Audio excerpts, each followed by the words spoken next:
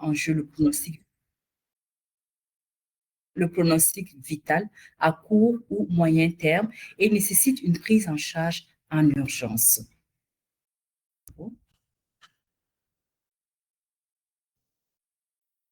Il faut bien sûr les distinguer des urgences relatives qui sont juste une élévation de la tension artérielle isolée sans aucune souffrance d'organes.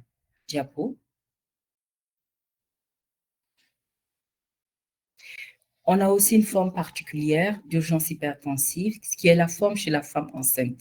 Elle est appelée prééclampsie et elle associe une tension artérielle supérieure ou égale à 140 sur 90 mm de mercure, à une protéinurie supérieure à 300 mg par jour ou encore à 2 croix de bandelettes urinaires apparues après 20 semaines d'aménorrhée chez une femme enceinte auparavant normotendue.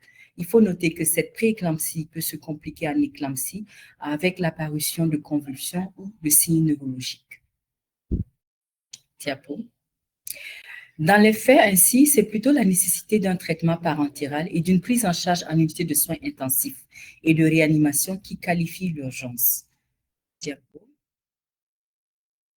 Dans le cas de l'urgence, l'élément principal permettant de distinguer l'urgence relative de l'urgence absolue est non pas le chiffre de la pression artérielle, qui même élevé peut ne pas présenter une menace à court terme, mais l'association d'une augmentation brutale de la pression artérielle avec des signes de souffrance viscérale aiguë. Et nous avons 10 classes cliniques d'urgence hypertensive qui sont l'encéphalopathie hypertensive, l'insuffisance ventriculaire gauche hypertensive ou encore œdème aigu du poumon, l'hypertension associée à un infarctus du myocarde, l'hypertension avec angor instable, l'hypertension avec dissection aortique, diapo, l'hypertension sévère lors des hémorragies méningées ou des accidents vasculaires cérébraux, la crise de phéochromocytome, l'usage de stupéfiants, l'hypertension périopératoire ou la forme prééclampsique sévère ou éclampsie. Alors, quel est l'intérêt d'étudier aujourd'hui l'hypertension artérielle? Il faut noter, comme l'a si bien dit Dr Khalé, c'est un problème de santé publique majeur de nos jours. On compte 46% d'adultes en Afrique qui portent une hypertension artérielle, parmi lesquels un tiers ne sont pas diagnostiqués et juste un tiers sont contrôlés. Donc, c'est une maladie grave, évoluant à bas bruit, dont le traitement est à vie. Et ses complications et sa mortalité restent très élevées. On note 19% des décès dans le monde liés à une hypertension artérielle, selon l'OMS en 2006. C'est la première cause mondiale de décès prématurés et les prévisions 2030 de l'OMS sont encore plus désastreuses.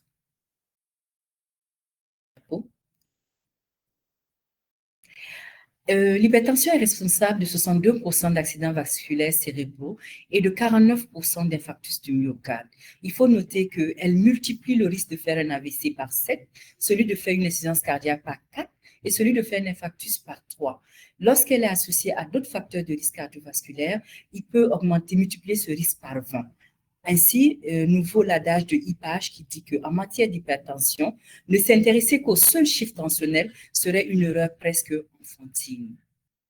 Diapo. Sur ce tableau, nous avons résumé le risque cardiovasculaire pour montrer l'importance de gérer ce risque et le fait que l'association de plusieurs facteurs le multiplie par le double ou le quadruple. Nous voyons ici que chez un patient qui est seulement hypertendu, son risque cardiovasculaire est multiplié par 3. Un patient qui est seulement hypercholestérolémique, son risque est multiplié par 4. Tandis que si l'hypertension est associée à l'hypercholestérolémie, le risque passe à 9, multiplié par 9. Et par contre, le patient qui est à la fois hypertendu, tabagique et hypercholestérolémique a un risque cardiovasculaire multiplié par 16. Ainsi, nous vaut l'adage qu'un petit fumeur, un petit diabétique, un petit hypercholestérolémique est plus à risque qu'un gros hypertendu. Diapo.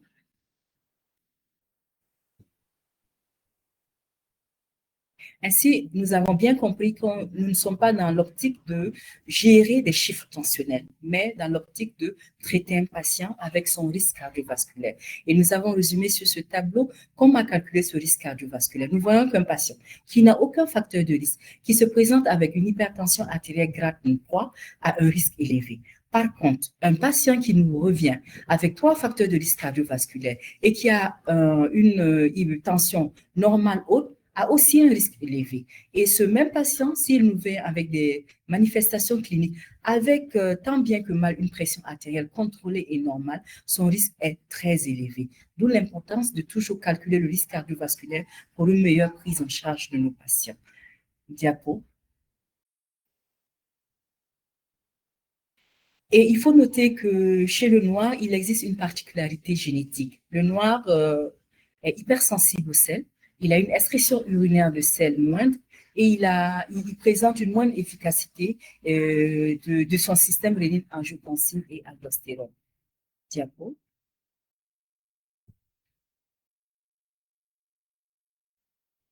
Et nous allons pour se faire des rappels encore épidémiologiques en revoyant un peu les prévisions de 2025 de l'OMS qui notait qu'on avait 150 millions d'hypertendus en Afrique subsaharienne, soit 2 fois plus qu'en Occident. En 2008, lors des journées d'hypertension artérielle, on retrouvait 3,6% d'urgence hypertensive, dont 92% relative et 8% absolue. 1% des hypertendus connus feraient dans leur vie une urgence hypertensive et les patients non connus hypertendus présenteraient dans 8% de cas des vraies urgences absolues et 25% des urgences relatives. Et 4 à 35% des patients en post-opératoire présenteraient une urgence hypertensive. Au Burkina Faso, on retrouvait en 2021 30,5% d'hypertension artérielle, responsable de 10% de décès, selon les enquêtes STEP 2021. Et 3,6% des fréquences hospitalières sont destinées à l'urgence hypertensive en 2023 sur une étude faite au CHU de Bordeaux. La véritable urgence hypertensive était retrouvée dans 9% des cas lors des consultations pour hypertension artérielle et la mortalité liée à l'urgence était significativement plus élevée, soit 4,6% contre 0,8% chez les patients hypertendus, mais qui arrivent dans un contexte non urgent. Diapo. Parmi ces urgences, 2,5% étaient des accidents vasculaires cérébraux, 2,5% un œdème aigu du poumon et 2,25% une insuffisance rénale aiguë. Il faut noter que 25% des urgences hypertensives vraies ne se savaient pas auparavant hypertendues. Diapo. Au Cameroun, nous avons essayé de faire un peu un tour de table sur le plan épidémiologique au niveau de l'Afrique. Et on notait au Cameroun en 2016, on retrouvait 5,6% d'hypertension artérielle sévère, parmi lesquelles 79% étaient des vraies urgences et avec en tête de file l'insuffisance rénale aiguë. Au Congo, Gombet avait retrouvé en 2006 1% d'urgence hypertensive à la fois vraie et relative, avec un coût moyen de prise en charge de cette urgence hypertensive de 239,4 €. Et il faut noter qu'une étude faite au Burkina Faso en 2023 retrouvait un coût moyen annuel de prise en charge de l'hypertension de 359 € au Burkina Faso. Donc, si on fait le ratio, nous voyons que la prise en charge d'une seule urgence hypertensive revient environ à 65% de la prise en charge annuelle de toute une hypertension artérielle, ce qui est quand même important. Et en Guinée, Sourire enregistrait en 2019 21,8% d'urgence hypertensive. Diapo.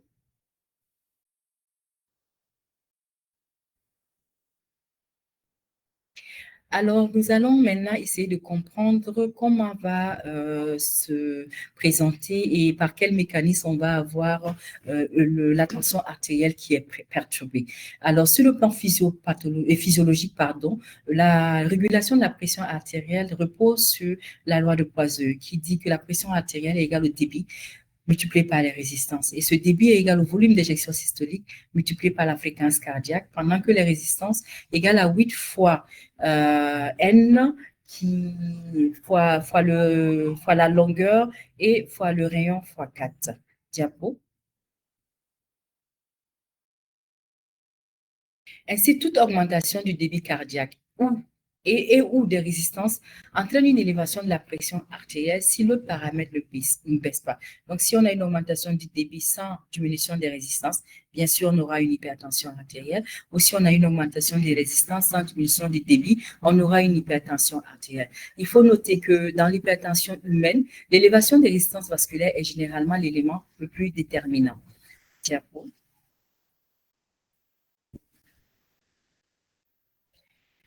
L'hypertension artérielle est donc la traduction d'un déséquilibre entre le contenu qui est le sang et le contenant qui est la paroi artérielle. Ce déséquilibre survient de façon lente et graduelle. Et il faut noter que divers facteurs agissent sur le contenu et ou le contenant et vont déterminer ainsi la survenue de l'hypertension artérielle. Diapo.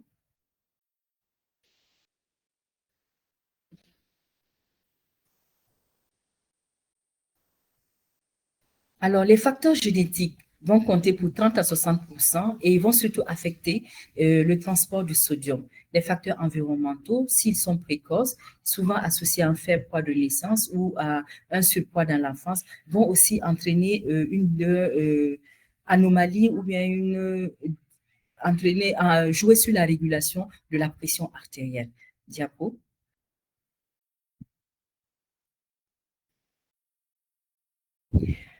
Tandis que le mécanisme de l'urgence hypertensive est peu connu. Sur ce que nous avons détaillé ci-dessus, c'était surtout le mécanisme de l'hypertension artérielle. Quant aux urgences en tant que telles, leur mécanisme d'apparition n'est pas très connu. On parle d'un ensemble de mécanismes complexes associant probablement des anomalies de la régulation neuro-endocrinienne de la pression artérielle, des facteurs génétiques et des facteurs environnementaux. Yeah. Et sur le plan hémodynamique, bien sûr, tout part toujours de la loi de Poiseux. Et ici, nous allons dire que le débit sera fonction de la contractilité, de la fréquence cardiaque, de la volémie. Les résistances, par contre, seront fonction des facteurs nerveux, humoreux et locaux. Diapo.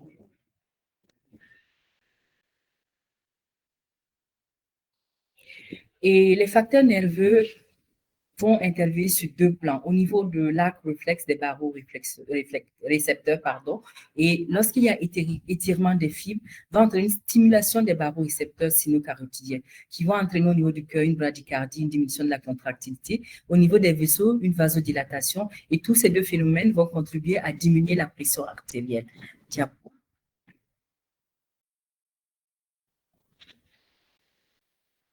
Et après l'arc réflexe, on a le système sympathique qui, au niveau de la médullo-surrénale et des terminaisons nerveuses sympathiques, vont agir sur les récepteurs bêta en entraînant une augmentation de la contractilité et de la fréquence cardiaque et sur les récepteurs alpha en jouant sur la vasoconstriction.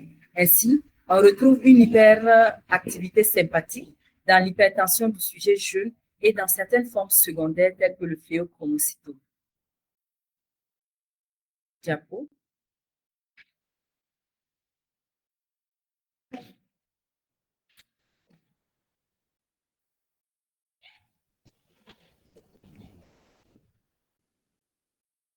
Ainsi, le mécanisme de régulation va aussi se baser sur le système rénine-angiotensin-aldostérone sur le plan hormonal et sa mise à jeu entraîne une vasoconstriction liée à l'angiotensine 2, une hypertrophie de la paroi toujours liée à cette angiotensine 2 et une irritation hydrosodée surtout liée à l'aldostérone. Diapo.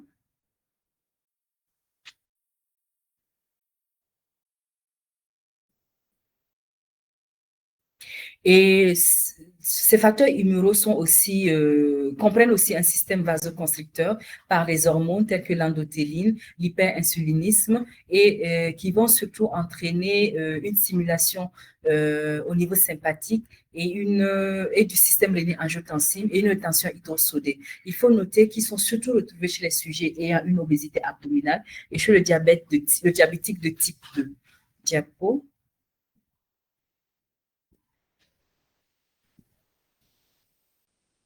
Et aussi, comme après les facteurs, le système vasoconstricteur, on a le système vasodilatateur qui va intervenir par l'oxyde nitrique, qui est un puissant vasodilatateur produit par l'endothélium vasculaire. On a aussi les peptides natriuriques et le système kallikrein-kinine.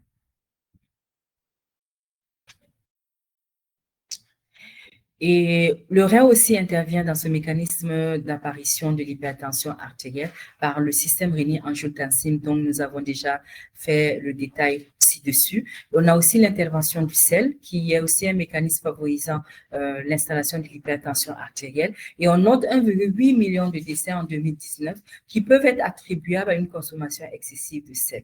Et l'excès de sel peut être dû soit à une consommation excessive, soit à une diminution de l'excrétion rénale ou à une anomalie du transport transmembranaire de celui-ci, de ce dernier. Diapo.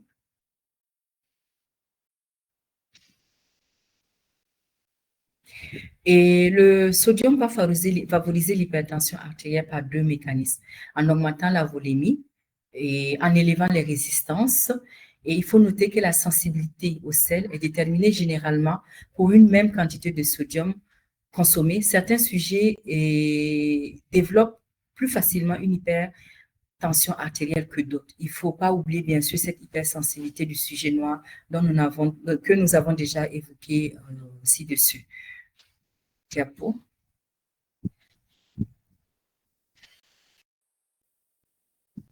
Ainsi, à partir de cette hémodynamie, nous avons des implications cliniques qui regroupent l'hypertension en 4 classes. L'hypertension des hypervolémies et des retentions hydrosodées, l'hypertension s'il y a une activation du système rénine-angiotensine, l'hypertension s'il y a une stimulation sympathique excessive et l'hypertension liée aux hyperaldostéronisme. Excusez-moi. Suivant, diapo.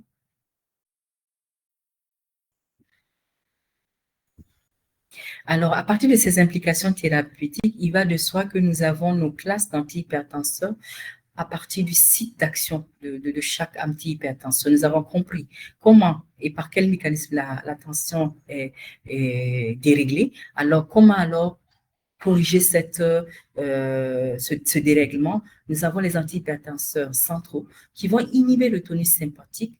Nous avons les bêta-bloquants qui vont réduire l'activité cardiaque. Et au niveau du rein, nous avons les diurétiques qui vont augmenter l'expression du sodium et de l'eau. Et nous avons les inhibiteurs de l'enzyme de conversion, eux qui vont bloquer le système rénine-angiotensine. Au niveau des artères, lorsqu'il y a constriction, nous allons utiliser les vasodilatateurs alpha-bloquants ou les inhibiteurs calciques qui vont entraîner une relaxation vasculaire et une baisse des résistances périphériques. Diapo. Alors, comment faire le diagnostic de l'urgence hypertensive?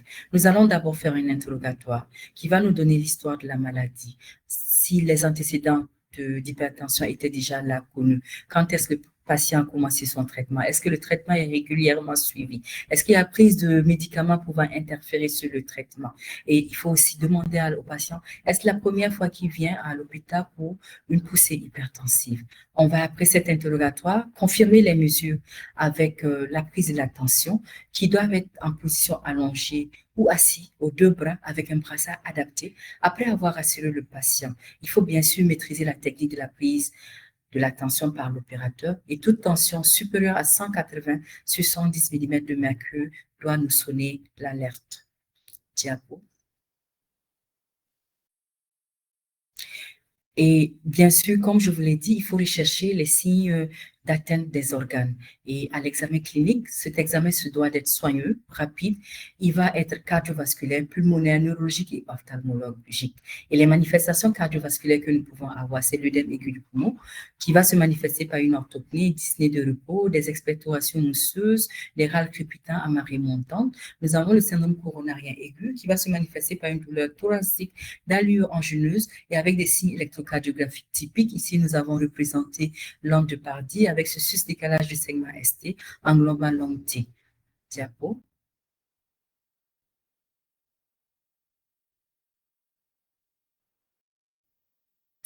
Et toujours comme manifestation cardiovasculaire, nous avons la dissection aortique. Il y a une douleur thoracique vive et avec un ECG normal. Par contre, nous avons une asymétrie des pouls et de la tension. Si vous avez une différence de tension supérieure à 20 mm de mercure aux deux bras, il faut penser à la dissection aortique. Les manifestations neurologiques, nous laisserons le soin au docteur Ngoyi de nous entretenir dessus. Diapo.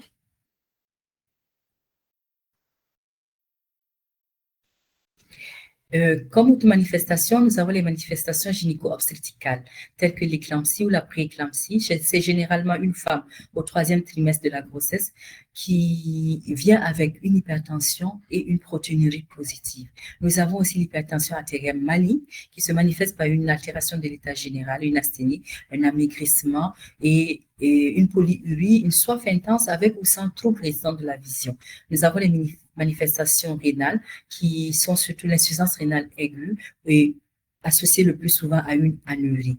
Et nous avons aussi l'hypertension artérielle périopératoire qui est la survenue dans les 2 heures post-opératoires d'une tension artérielle supérieure à 180 sur 110 millimètres de mercure. Et elle est généralement due par une hypertonie du sympathique. Et les chirurgies les plus incriminées sont les chirurgies cardiothoraciques, vasculaires, ORL ou neurochirurgie.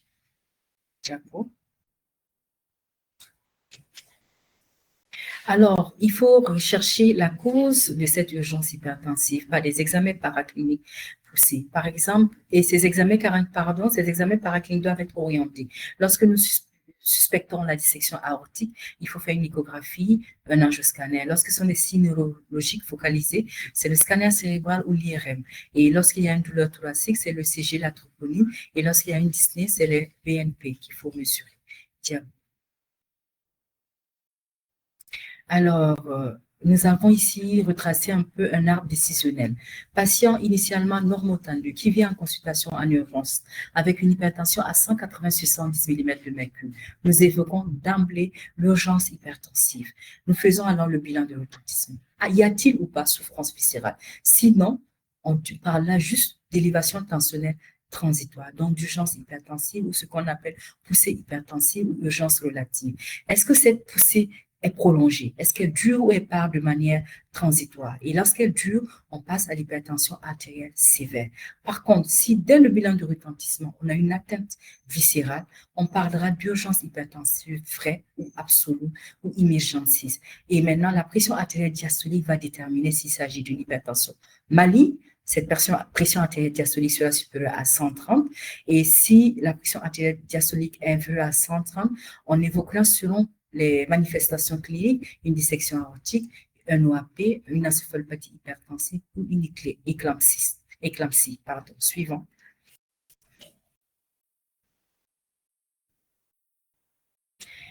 Alors, qu'est-ce qui a causé cette poussée hypertensive ou cette crise d'urgence hypertensive? Il faut chercher un arrêt du traitement antihypertenseur. Il faut chercher des pathologies aiguës associées, telles qu'une rétention aiguë d'urine, une crise d'angoisse, une douleur. Il faut rechercher des atteintes neurologiques. Il faut rechercher une interférence médicamenteuse, la prise d'anti-inflammatoires. Il faut aussi chercher une prise de toxiques sympathomimétiques. Suivant.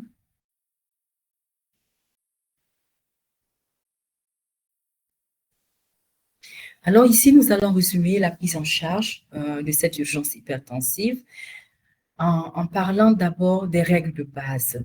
Les règles de base, il faut d'abord orienter le patient à l'USIG ou en réanimation. Il ne faut pas chercher à normaliser la pression artérielle. Pas de traitement antihypertenseur avant imagerie en cas de déficit neurologique. Il faut utiliser la voie parentérale. Il faut surveiller de manière rapprochée de la pression artérielle ou mieux de manière automatisée. Il faut atteindre des chiffres tensionnels afin de limiter l'atteinte viscérale.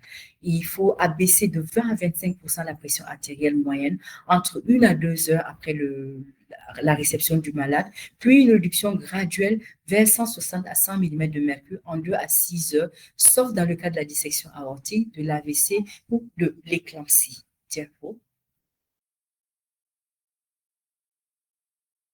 Alors, quels seront nos objectifs thérapeutiques? Ces objectifs thérapeutiques dépendent de l'étiologie ou du tableau clinique. S'il s'agit d'un syndrome coronarien, la tension artérielle doit être strictement inférieure à 180. La dissection aortique ne devrait avoir comme objectif tensionnel une tension entre 100 et 120 mm de mercure. Pour la prééclampsie, nous devons avoir une pression artérielle systolique inférieure à 160 et pour la CHA maligne, nous devons être entre 140 et 160 mm de mercure. Diapo.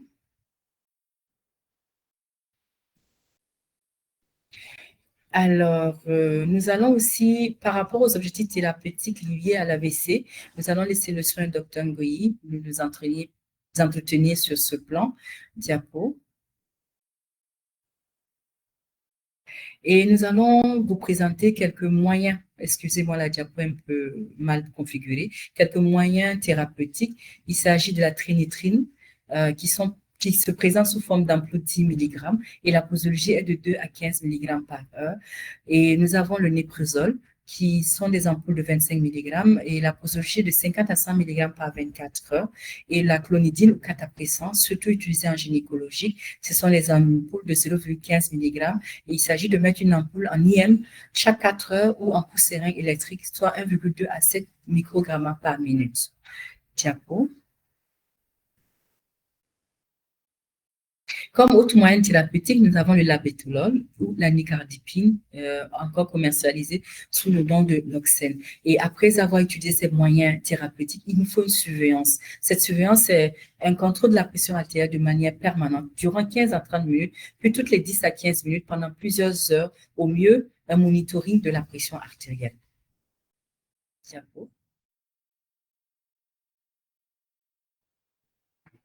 Ainsi, si nous avons un patient qu'on reçoit pour pression artérielle systolique supérieure à 180 mm de mercure, avec souffrance viscérale, il s'agit d'une urgence hypertensive. Il faut hospitaliser le malade, il faut surveiller cliniquement et de manière intensive, il faut faire des examens biologiques et il faut chercher des situations spécifiques. S'il s'agit des signes cardiovasculaires, il faut faire un traitement anti-hypertension d'action rapide par voie injectable. Ainsi, si cette manifestation cardiovasculaire est une insuffisance cardiaque, congestive, un œdème aigu, il faut surtout utiliser des dérivés nitrés et contacter le service de soins intensifs. S'il s'agit d'une dissection aortique, il faut surtout favoriser les médicaments antihypertenseurs tels que les bêta-bloquants et le transférer en chirurgie. S'il s'agit d'une éclampsie, c'est surtout le sulfate de magnésium. Il faut transférer le malade en gynéco pour une extraction fœtale. Sur le plan des signes, si ces signes sont neurologiques, il faut attendre le fond d'œil et l'imagerie cérébrale avant de décider d'un traitement. Diapo.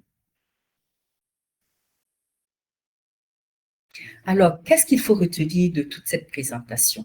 Il faut savoir que lorsqu'on parle d'urgence hypertensive, c'est une hypertension artérielle supérieure à 180/70 plus souffrance viscérale aiguë.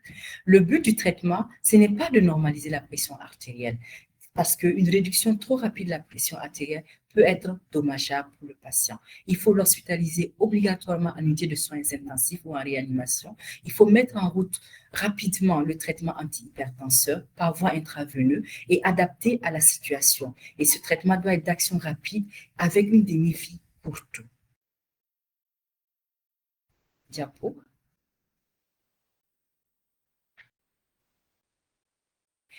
Il faut noter qu'il y a des situations particulières telles que l'AVC, l'accident vasculaire cérébral ischémique, qui ne nécessitent que rarement un traitement. Il convient de rappeler à tout patient hypertendu que le traitement de l'hypertension doit être suivi avec régularité.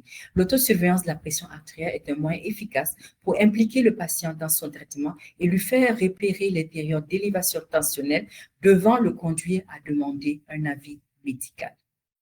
Diapo. Là, c'est quelques bibliographies. Vous pouvez défiler un peu rapidement, Dr. Calais, pour nous permettre d'arriver. Et je vous remercie pour votre attention.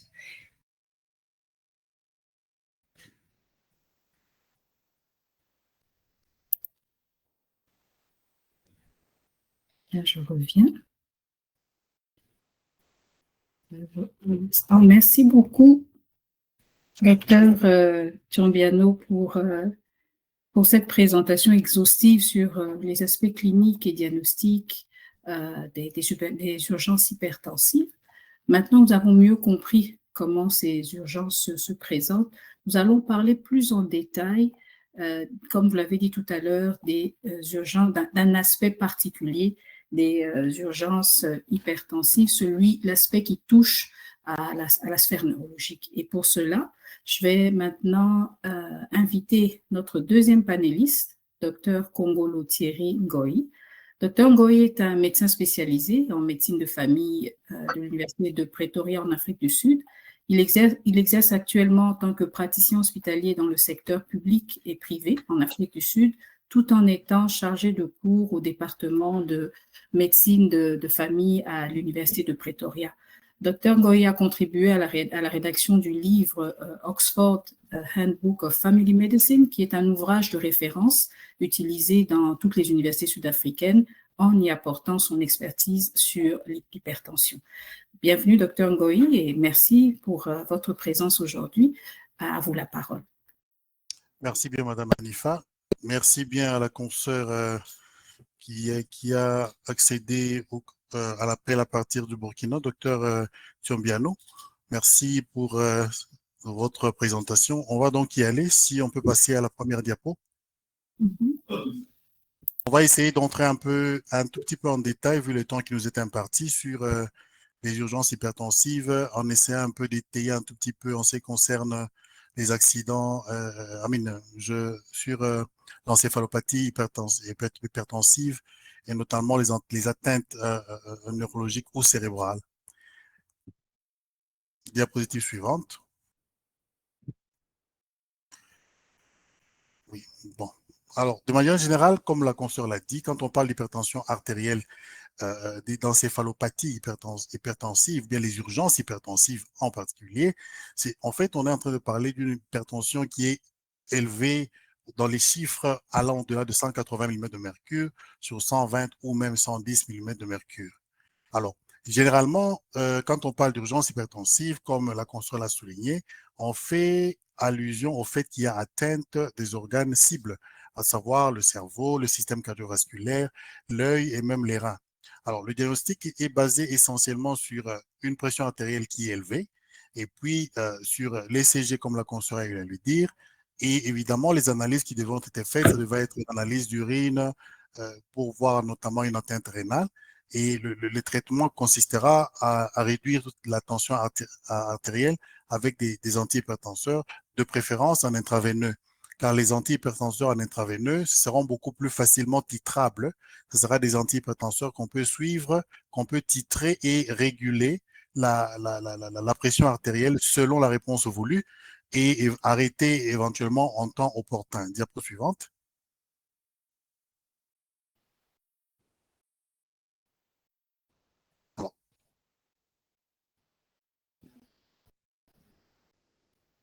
Une hypertension, généralement on parle d'hypertension artérielle, c'est une hypertension artérielle sévère, mais quand elle n'est pas accompagnée d'atteinte des organes cibles, là on parle tout simplement d'une hypertension, d'une urgence hypertensive relative. Mais dans le cas contraire, quand il y a une atteinte des organes cibles, là on parle d'une urgence hypertensive sévère ou bien vraie, comme là il a présenté la collègue. Alors, en cas d'hypertension, urgence hypertensive relative, il y a le risque pour une atteinte aiguë des organes est quand même assez faible. Et il faut noter quand même que l'anxiété ou bien le stress fait partie quand même des causes qui sont citées comme étant précipitantes de ces accidents vasculaires en cas de malades hypertendus ou même des malades qui sont normotendus. Donc, dans la prise en charge, il sera nécessaire un counseling ou bien des conseils seront nécessaires pour éventuellement diminuer le stress du malade ou l'anxiété du malade, car cela constitue en bonne partie aussi les facteurs précipitants. Diapo suivante.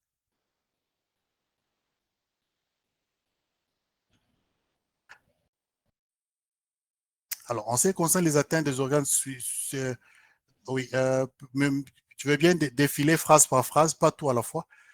Les signes de lésion des organes cibles, comme on a eu à le dire déjà, il s'agit, diapo suivante, des atteintes cérébrales, des atteintes myocardiques, suivant,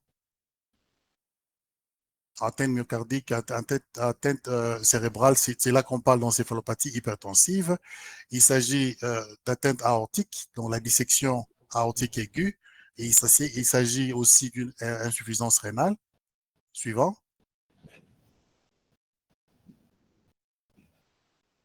Il s'agit aussi de l'atteinte de l'œil, donc une rétinopathie hypertensive pour laquelle on aura à voir qu'il sera donc nécessaire dans l'examen clinique de faire un fond d'œil pour notamment voir les atteintes cibles. Suivant.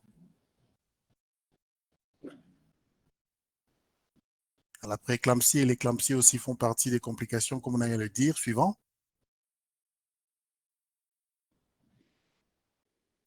Alors, insuffisance ventriculaire gauche avec possibilité d'œdème pulmonaire aussi fera partie des complications possibles de l'hypertension. Suivant.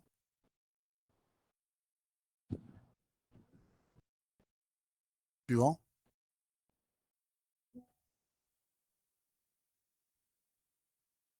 Bon, de manière générale, ça c'est un bref aperçu physiopathologique.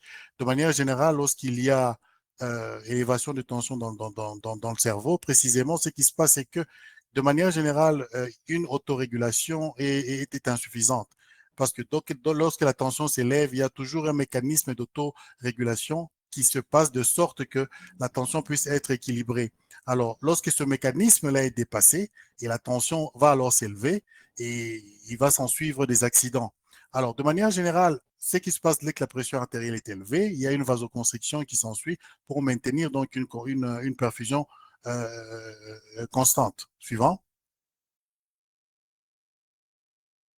Alors, si la pression artérielle dépasse les 160, et il faut noter que même chez les personnes qui sont normotendues, lorsqu'il y a par exemple une élévation brusque de la tension, et brusque, ça pourra être même moins que 160 mm de mercure, mais de manière générale, ces hypertendus, dans l'ordre de 160 mm de mercure, il y a une dilatation des vaisseaux cérébraux, et ceci va résulter d'une élévation de la pression hydrostatique qui va s'en suivre avec une transsudation et même une exsudation de plasma. Et ceci va créer un œdème cérébral et probablement un œdème papillaire, évidemment. Suivant. Les cas graves, il s'en suivra donc une rupture vasculaire et probablement une hémorragie. Suivant.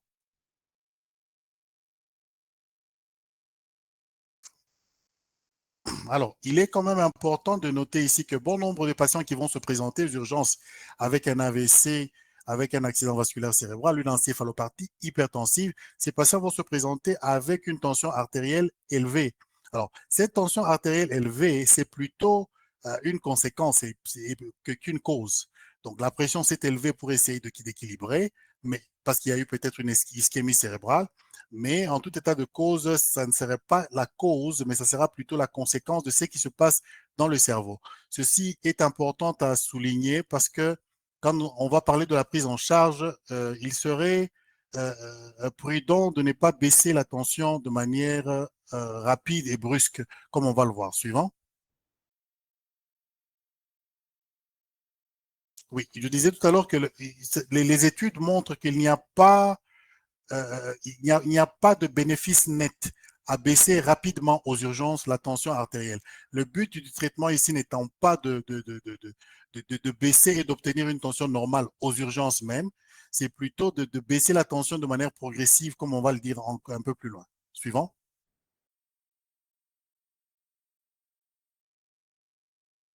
Alors, comment va se présenter le malade avec une encéphalopathie hypertensive?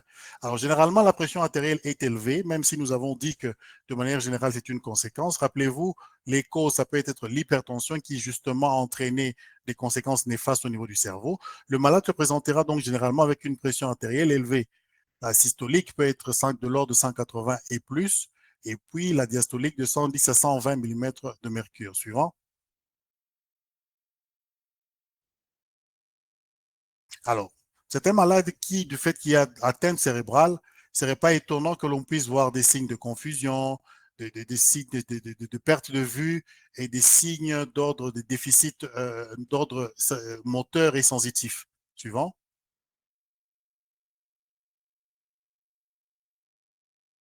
Alors, les complications vasculaires, comme on a à le souligner la consoeur du Burkina, et le malade peut se plaindre des douleurs thoraciques et éventuellement d'une dyspnée, puisque rappelez-vous, ça peut, comme on a eu à le dire, qu'il peut y avoir des signes coronariens, il peut y avoir des signes dus à un œdème pulmonaire, dû à une insuffisance cardiaque gauche. Suivant, qui peut entraîner donc une dyspnée.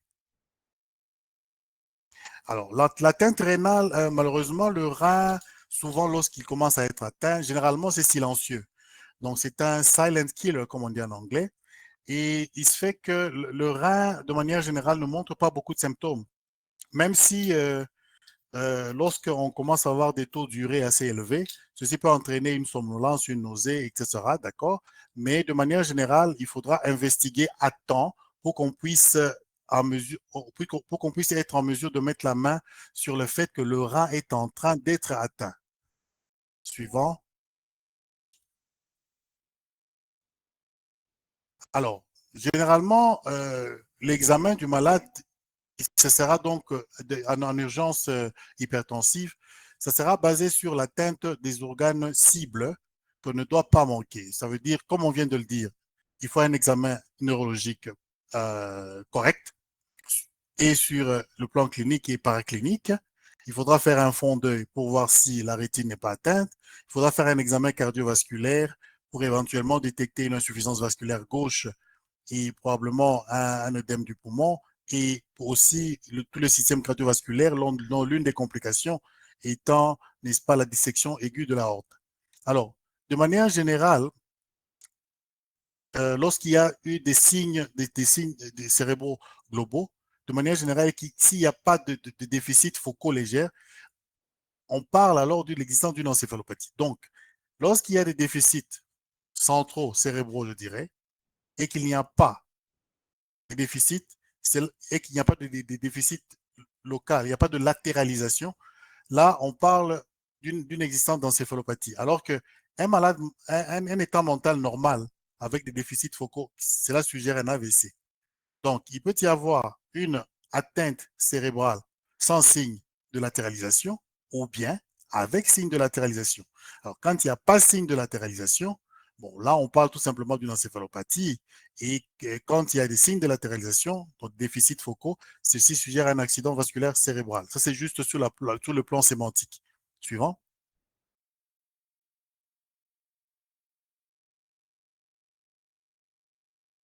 Alors, on peut aussi avoir je disais tout à l'heure qu'il faudra faire un fond d'œil euh, où on va avoir différents degrés de lésions au niveau de la rétine, la rétinopathie hypertensive, qui pourra être soit une sclérose, un accident cotonneux, ou bien un rétrécissement artériolel.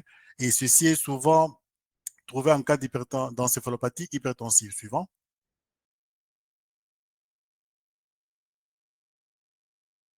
Alors, en ce qui concerne le système vasculaire, il faudra songer à l'examen clinique, notamment de voir la turgescence jugulaire, de faire un examen à 45 degrés pour voir la turgescence jugulaire et déterminer probablement une atteinte cardiaque. S'il y a présence de troisième bruit cardiaque, évidemment, suggérerait qu'il y a un œdème pulmonaire. Rappelons-nous que l'insuffisance cardiaque gauche entraînera un œdème pulmonaire et ça, ce sont les signes cliniques. Suivant. Alors, le pouls est important à prendre également parce que si on prend le pouls et que le pouls est asymétrique, ceci peut suggérer une dissection aortique. Suivant. Alors, pour se rassurer qu'il y a effectivement une encéphalopathie hypertensive, de manière générale, comme nous avons dit, la tension est élevée, la systolique est supérieure ou égale à 180 mm de mercure, et il faudra faire quelques tests, notamment du rein, comme nous avons le souligné, pour se rendre compte que le rein est atteint. Le rein étant atteint de manière progressive, pardon. Donc, il faudra faire certains tests, entre autres un ECG pour le cœur, par exemple, et puis faire un examen d'urine, comme la consoeur a le souligné, voir qu'est-ce qu'il y a dans les urines, et puis voir les électrolytes ainsi que la créatinine sérique, voir la fonction rénale de manière générale, et puis, le cas échéant, faire aussi un scanner pour voir s'il y a des signes neurologiques dont nous sommes en train de parler ici dans céphalopathie hypertensive. Donc, les signes se présenteraient où il y a une suspicion d'encéphalopathie hypertensive. Alors, un scanner, l'imagerie médicale, sera donc important il sera important de le faire pour déterminer où est-ce que nous sommes avec notre patient. Donc, un bilan de retentissement dans le diagnostic est important puisque cela va déterminer la prise en charge qui va suivre. Suivant.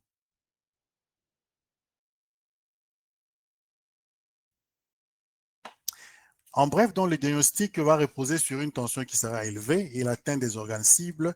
Et on parlera donc d'une urgence hypertensive. Suivant. Alors, en ce qui concerne le traitement, comment on va s'y prendre pour un résumé dans le temps qui nous est imparti sur le traitement? Suivant.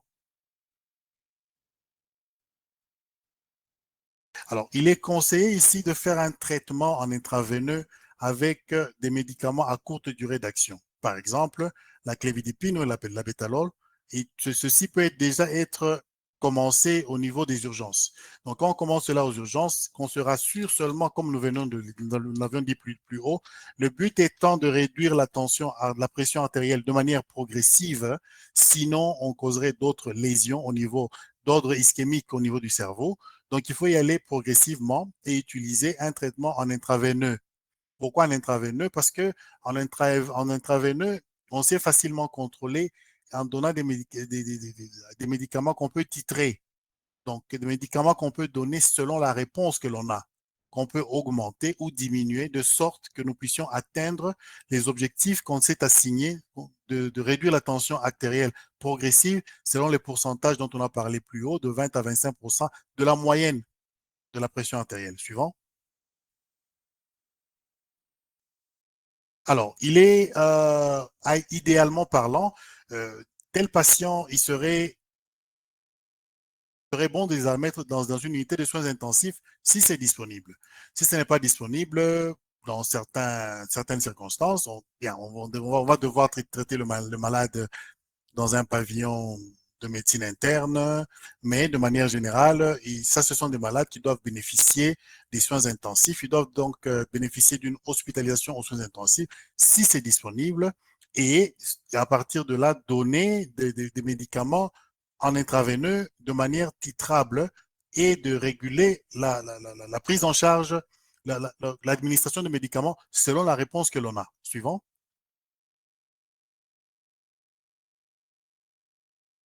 Alors, la consoeur a eu à le souligner très bien, l'objectif étant de descendre la pression artérielle de 20 à 25% de la pression artérielle moyenne, et cela en 1 ou 2 heures. Donc, en dehors de 2 heures, si on peut réduire de 20 à 25%, cela peut être suffisant. Parce que si on va au-delà de ça, ou bien on est très brutal dans la baisse de la tension, cela peut entraîner des conséquences néfastes. Suivant.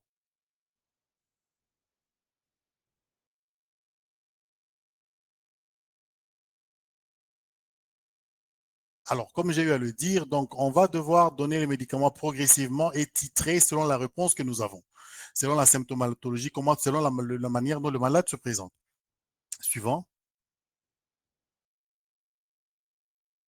Alors, il est important, comme la consoeur a le souligné avec moi, il n'est pas nécessaire absolument d'atteindre une pression artérielle normale en urgence.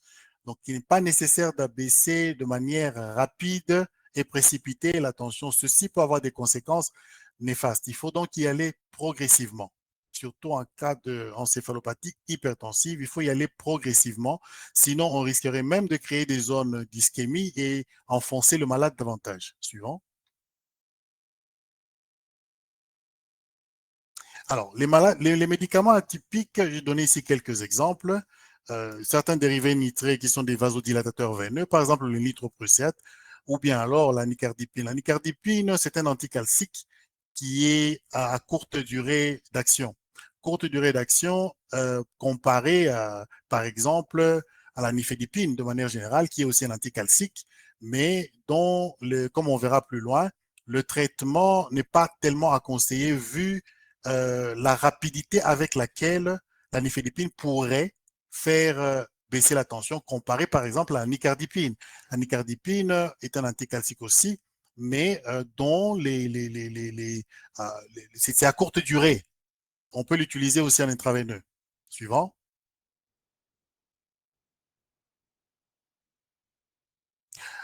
Alors, il n'est pas tellement nécessaire de donner les antihypertenseurs par voie orale. D'abord, il y a une difficulté à titrer. Comme nous avons dit que nous voulons baisser la pression artérielle de manière progressive. Quand on donne en oral, on aura du mal à titrer, on aura du mal à contrôler. Une fois le médicament est donné, il est donné. Par contre, quand on le donne en intraveineux, on sait donner comme la consoeur a eu à le décrire. On a vu le tableau où il faut donner même combien de milligrammes par heure, les 2 premières heures, et puis de la 2e heure jusqu'à la 6e heure, Par conséquent, il faut que ce soit des médicaments qui sont donnés à IV, en intraveineux. Si on le donne par voie orale, on risquerait alors de se retrouver avec une tension qui a baissé brusquement et causé d'autres conséquences. Suivant.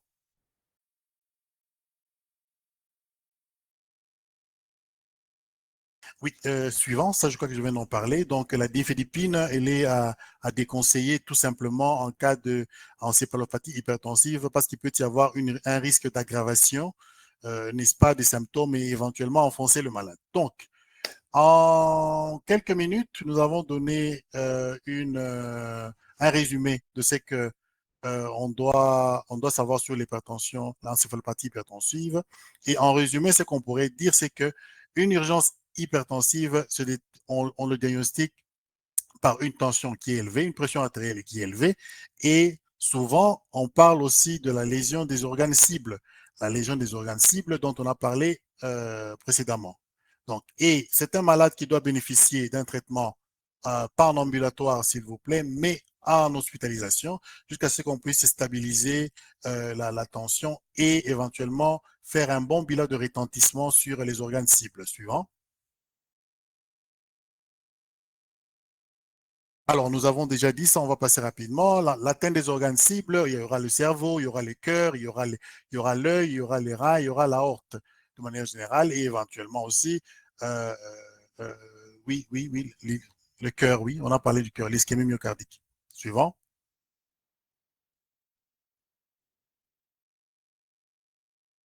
Alors, encore une fois, il n'est pas nécessaire d'obtenir une tension artérielle normale en urgence. Il faut y aller progressivement, surtout en cas de AVC aigu. Il faut y aller progressivement, sinon on risquerait de causer un accident ischémique et éventuellement enfoncer le malade. Suivant.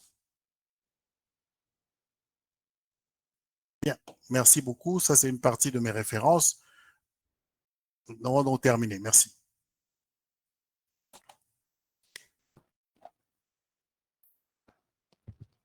Bien, merci beaucoup, docteur Ngoï, pour avoir décrit donc les différents aspects des encéphalopathies hypertensives ainsi que leur, leur prise en charge. On retiendra, comme vous l'avez dit à plusieurs reprises, qu'il n'est pas nécessaire de viser à baisser complètement la pression artérielle lorsqu'on reçoit ce type de cas aux urgences. Je pense que le Dr Tiombiano a dit la même chose. Avec votre présentation dont on arrive maintenant au moment des questions, je n'en vois pas dans le chat, mais j'en ai reçu quelques-unes par message ici, donc je vais peut-être essayer de passer à ces différentes questions. La première question que j'ai, c'est une question à propos du profil des patients. Donc, la question s'adresse à Dr Tiombiano comme à Dr Ngoï. Vous avez parlé des différents types d'urgences hypertensives qui existent, mais dans votre pratique, qu'est-ce que vous remarquez? Quelle est la proportion de présentation de ces différentes urgences hypertensives? Lesquelles sont les plus fréquentes, lesquelles sont les plus rares? Donc, je vais peut-être demander à Dr Tiombiano si elle peut vous aider en répondant à cette question.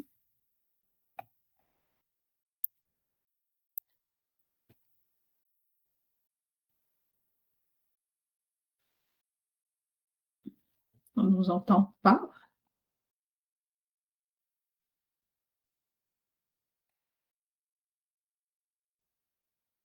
Est-ce que vous m'entendez, Dr Tiombiano?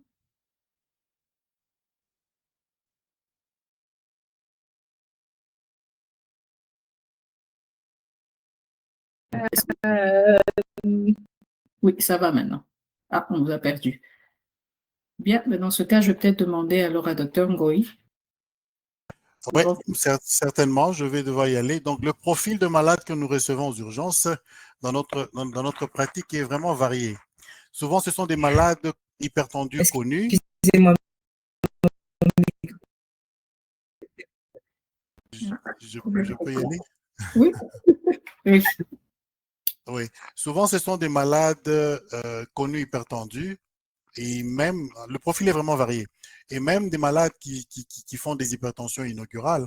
Mais souvent, ce sont des malades connus, d'accord, qui se présentent subitement avec un accident vasculaire, une crise myocardique, douleur à la poitrine, etc.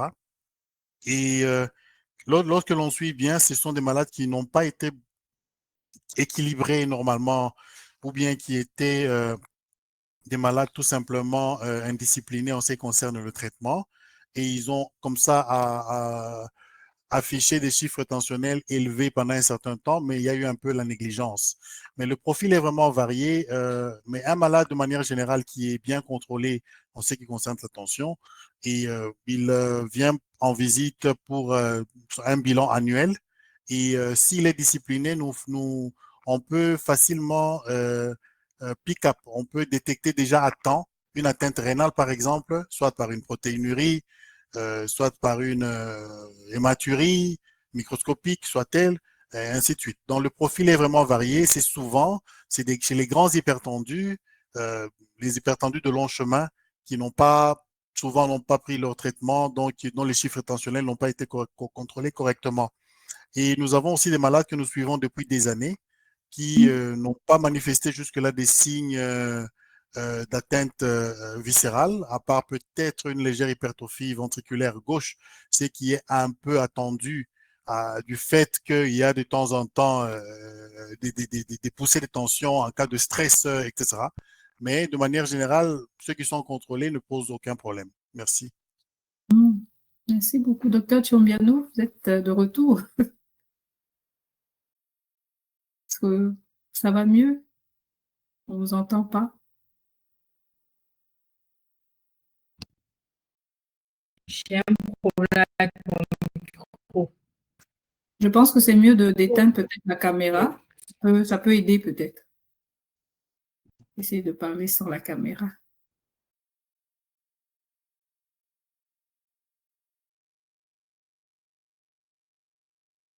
En attendant que docteur Chiombiano revienne, on va passer peut-être à la question suivante que j'ai reçue ici. La question suivante, elle est par rapport à la survenue, elle s'adresse à docteur Ngoï, à la survenue d'un AVC dans un milieu à ressources limitées.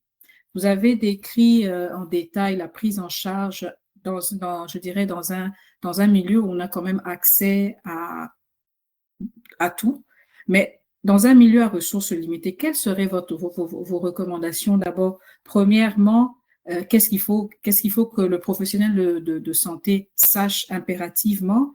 Quel genre de médicaments il devrait avoir à sa disposition? Des médicaments qui seraient faciles à manipuler, des médicaments qui seraient facilement accessibles, et comment il doit préparer ce patient en vue éventuellement d'un transfert?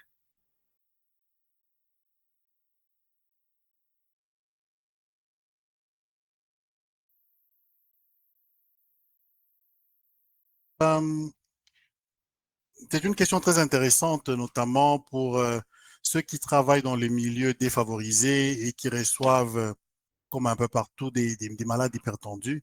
D'abord, il faudra faire une prévention. La prévention, c'est-à-dire, on sait que nous sommes dans un milieu à ressources limitées. Il faudrait avoir une trousse avec des médicaments adéquats. Alors, travailler dans un milieu à ressources limitées ne signifie pas qu'on doit commencer à donner la nifedipine à tout bout de champ parce que c'est ce qu'on a. Donc, s'arranger, si on peut avoir la nifedipine, on peut aussi avoir quelque chose d'autre qui ne coûte pas nécessairement très cher, mais que l'on peut donner pendant même qu'on est en train de chercher à transférer les malades. On a donné l'exemple de quelques médicaments qu'on peut utiliser. Donc, la prévention, d'abord, se préparer et à toute éventualité, si nous recevons un malade et que les ressources sont limitées, on n'a pas de soins intensifs, on n'a pas de médicaments compliqués qu'il faudra nécessairement donner par voie en intraveineux.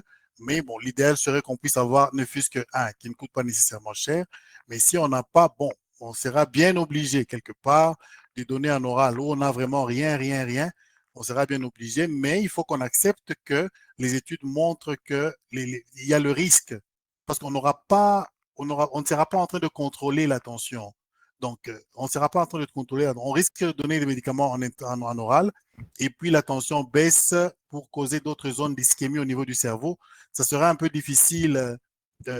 Idéalement, évidemment, ça serait les soins intensifs. Mais si on n'a pas les soins intensifs, eh bien, à l'impossible, nul n'est tenu. Nous allons utiliser les moyens que nous avons entre les mains. mais les médicaments qui sont reconnus être dangereux et potentiellement nuisibles, bah, il faut essayer de les éviter parce qu'on risque de faire beaucoup plus de mal que de bien. Donc, c'est investir pour une préparation à minima dans un contexte rural. Bon, et puis transférer le plus tôt que possible. Voilà ce que je dirais. Ok, merci beaucoup. Docteur Thiombiano, est-ce que vous êtes là?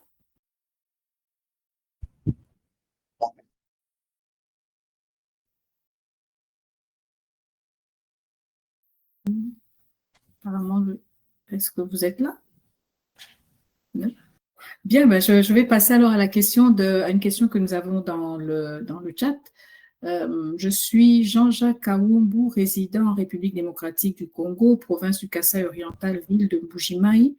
Je suis un médecin stagiaire et j'ai apprécié les présentations car ça nous aide à mieux prendre soin de nos patients. J'ai une question. Après combien de temps pouvons-nous conclure qu'un malade, il a deux questions. En fait, la première, c'est après combien de temps pouvons-nous conclure qu'un malade est hypertendu? Deuxième question, comment prendre en charge un malade avec encéphalopathie hypertensive, mais ayant un problème de se situer dans le temps et dans l'espace? Docteur Thiombiano, je vais encore essayer de commencer par vous, si vous êtes là. Non, bah, dans ce cas, je me tourne vers Docteur Ngoï encore. Donc, nous avons deux questions. Quelle est votre réponse à ces deux questions?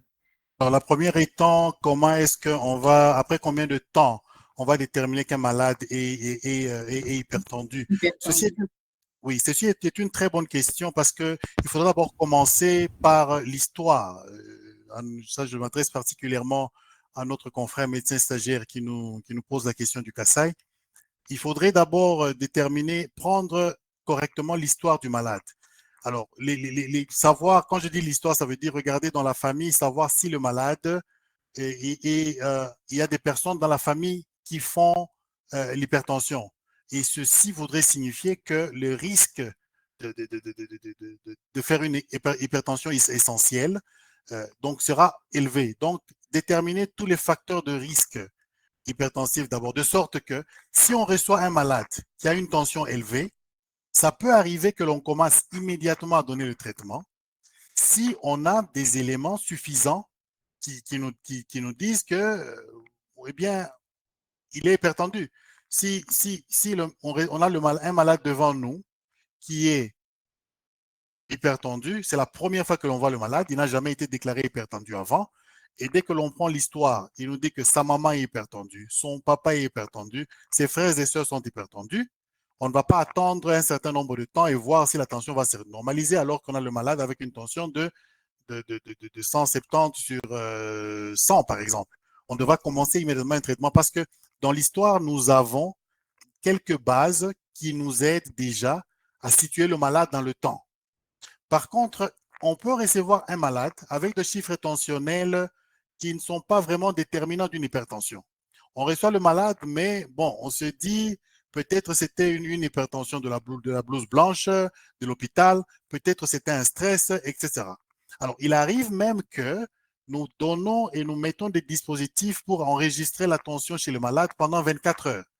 On met le dispositif, on attache au malade, il part avec et la tension sera enregistrée chaque heure ou chaque 2 heures, c'est là que l'on programme. Et le malade, le lendemain, revient dans le cabinet où nous allons extraire tout ce qu'il y a eu comme données d'hypertension, de tension qui ont été pris et on compare. Et ceci va nous aider à voir si, par exemple, le malade, c'était juste une hypertension due peut-être au stress ou bien à la blouse blanche ou bien à l'hôpital, ou bien c'était un stress tout simplement de voir le médecin, par exemple. Alors, quant à la question précise de savoir après combien de temps, donc c'est vraiment relatif. On devra traiter chaque malade selon les cas. On ne sait pas dire, par exemple, que quand quelqu'un vient, il faut observer la tension pendant au moins 3 mois pour dire que vous êtes hypertendu. Non, il faut relativiser les cas en commençant par l'histoire de chacun, en commençant par un bon examen clinique. Si, par exemple, vous avez un malade à l'examen clinique, vous avez un souffle périombilical, par exemple, là, vous commencez à penser, par exemple, à une sténose de l'artère rénale et quelque chose comme ça. Là, vous comprenez déjà d'où vient votre hypertension et vous devrez agir immédiatement. Donc, la question de savoir combien de temps il faut attendre avant de déclarer quelqu'un hypertendu, il faudrait vraiment relativiser ça et le prendre au cas par cas. Il y a des malades que nous recevons, nous ne sommes pas sûrs s'ils sont hypertendus ou pas. On n'est pas sûr. Ce sont des malades que nous suivons. Et bien sûr, rappelez-vous le plus on a le malade hypertendu avec des tensions assez élevées et que nous ne traitons pas à temps, c'est en ce moment-là qu'on commence à avoir des risques des atteintes viscérales, l'atteinte des organes cibles. C'est-à-dire c'est en ce moment-là qu'on commence à avoir des complications cérébrales, du fond d'œil, du cœur, etc. Et il faudrait y aller assez vite, déterminer et puis mettre un traitement en place. Alors, le deuxième aspect de la question, je ne sais pas si Madame Anif, vous pouvez me le rappeler encore une fois. La deuxième question, c'était comment prendre en charge un malade avec encéphalopathie hypertensive, mais ayant un problème de se situer dans le temps et dans l'espace? Je n'ai pas compris la question. Je ne sais pas, peut-être si notre médecin stagiaire peut clarifier. Ayant un problème de se situer dans le temps et dans l'espace. Je ne comprends pas très bien la question. Si peut-être il peut préciser. Est-il en train de dire peut-être que le malade est peut-être obnubilé? Il a un problème. Orientation temporo-spatiale. Je ne comprends pas. Je ne comprends pas la question. Est-ce que un malade qui ne connaît pas, il ajoute, donc Dr Kaoumbo ajoute, un malade qui ne connaît pas où il se trouve, ni le jour ni l'heure. OK. Il est évident, je pense ici, qu'il y a une atteinte encéphalopathique en termes de. Il est peut-être obnubilé. Rappelez-vous que dans la présentation, nous avons eu à mettre la symptomatologie. Un des symptômes d'atteinte cérébrale, justement, ça serait une obnubilation ou une cécité brusque, etc. Ceci, c'est un signe, probablement, d'une encéphalopathie hypertensive et la prise en charge sera la prise en charge que nous avons évoquée durant toute la présentation. Donc, baisser la tension progressivement. Et en fait, il y a peut-être un aspect qu'on n'a pas beaucoup touché, ce sont les séquelles. Malheureusement, dans pas la plupart des cas, dans beaucoup de cas, il peut y avoir des séquelles qui sont malheureusement irréversibles, qui sont notamment les signes focaux, les signes de latéralisation, qui sont, si ça n'a pas été traité avec rapidité, ça sera alors avec des complications, des séquelles. Alors, bien qu'on peut bien traiter le malade, mais il peut toujours arriver que le malade qu'on a traité se présente alors avec toujours des signes de perte de mémoire, ne connaissant pas très bien le nom de ses enfants, ne sachant plus quelle est la date, ou bien il oublie vite. Ça peut être des signes, justement, non pas avant-coureurs, mais des signes certains d'une atteinte cérébrale. J'espère que, Dr Kaoumbo, j'espère que cette réponse de Dr Ngoyi répond bien à votre question. Je vois que Dr Tiombiano, est-ce que ça va maintenant? Le micro est revenu? Oui, ça va. Maintenant, j'avais des problèmes avec mon micro. Pas de problème. Donc, je vais revenir vers vous alors avec la question qui s'adressait à vous deux là. La question qui était par rapport au profil de vos patients. Quel est le profil des patients que vous recevez dans votre pratique? Docteur Ngoy nous a parlé de ces patients qui viennent avec des problèmes d'encéphalopathie hypertensive. Et vous, dans votre pratique, c'est quoi le profil des patients que vous recevez d'habitude? Je vais vous étonner, mais nous partageons la même réalité avec Dr Ngoy. On reçoit beaucoup plus d'accidents vasculaires cérébraux, la plupart ischémiques, parce que nos patients sont polyfactoriels. Donc, souvent, ils viennent avec des AVC, bien sûr, cardio-emboliques parce qu'il y a une atteinte cardiaque qui est en dessous, qui est restée longtemps non visible. Et quand ils arrivent, c'est au stade de complication. Donc, dans ma cohorte, j'ai plus d'AVC ischémiques suivi des œdèmes aigus du poumon et des insuffisances cardiaques gauche, bien sûr, et je pense que c'est les infarctus du myocarde. Si je vais classer les 3 premiers symptômes que j'ai comme urgence hypertensive, c'est d'abord AVC, œdème aigu du poumon et infarctus du myocarde. Merci beaucoup. Et la deuxième question aussi qui s'adressait à vous deux, c'était comment préparer, Dr Ngoy avait répondu, je voulais juste savoir si la réalité était la même Burkina Faso, lorsque on a un patient qui fait une urgence hypertensive en milieu à ressources limitées. Comme vous dites tous les deux que c'est plus les accidents vasculaires cérébraux qui surviennent, prenons le cas d'un patient qui fait un AVC en milieu à ressources limitées. Pour vous, docteur Goy nous a dit ce qu'il en pense. Pour vous, qu'est-ce que vous pensez qu'il faudrait avoir dans la panoplie, par exemple, des médicaments? Comment préparer ce patient pour un transfert éventuel? Avant de répondre à cette question, dans la précédente, j'ai oublié de signaler les éclampsies et les prééclampsies. Nous en recevons beaucoup. C'est vrai que nous nous détachons un peu de ces patients chez nos collègues gynécologues, mais on fait des prises en charge multidisciplinaires. C'est aussi des cas, je pense qu'elles passent même en première position avant les AVC. Donc, on en a beaucoup aussi. Mais pour la prise en charge d'une urgence hypertensive à type d'AVC, en milieu à ressources limitées, moi, je pense que d'abord, c'est la clinique. Il faut être sûr que nous avons des signes de localisation neurologique. Si nous avons les signes de localisation neurologique, on dit toujours en médecine, primum non nocere. Donc, en première intention, ne pas nuire. Un AVC, tant que vous n'avez pas le scanner, vous ne pouvez pas savoir s'il faut baisser ou non la tension. Et comme l'a dit Dr Ngoyi, jusqu'à 220 de tension pour l'AVC ischémique, c'est acceptable, c'est tolérable, on ne gère rien parce que baisser beaucoup va augmenter le risque neurologique et va augmenter le déficit moteur. Donc, on le calme, on met à la limite des antalgiques s'il a une douleur. Moi, je mets surtout des anxiolytiques parce que dans la plupart du temps, c'est des patients qui sont très stressés et ne pas pouvoir bouger son bras, ni lever la main, ni parler. C'est une source de stress. Donc, mettez un petit anxiolytique qui n'est pas contre-indiqué avec son tableau. Faites les bilans biologiques qui vous est sur place parce que souvent, ils ont une insuffisance rénale. Et si vous avez au moins fait le diagnostic de l'insuffisance rénale, c'est conditionner et préparer le patient et surtout éduquer les accompagnants pour le transférer dans une structure de santé de 2e ou 3e niveau pour sa prise en charge. Il n'y a aucune urgence vraiment à baisser la tension. Et s'il s'agit même d'un AVC hémorragique et que vous mettez des traitements de l'accident vasculaire cérébral ischémique, vous allez encore plus nuire aux patients. Nous avons par exemple des cas de figure, les gens sont pressés de traiter. On voit des gens qui se promènent d'un anti-agrégant plaquettaire, de l'aspirine, sans avoir fait le scanner. Et vous êtes étonné après le scanner de voir qu'il y a des petits saignements dans la tête.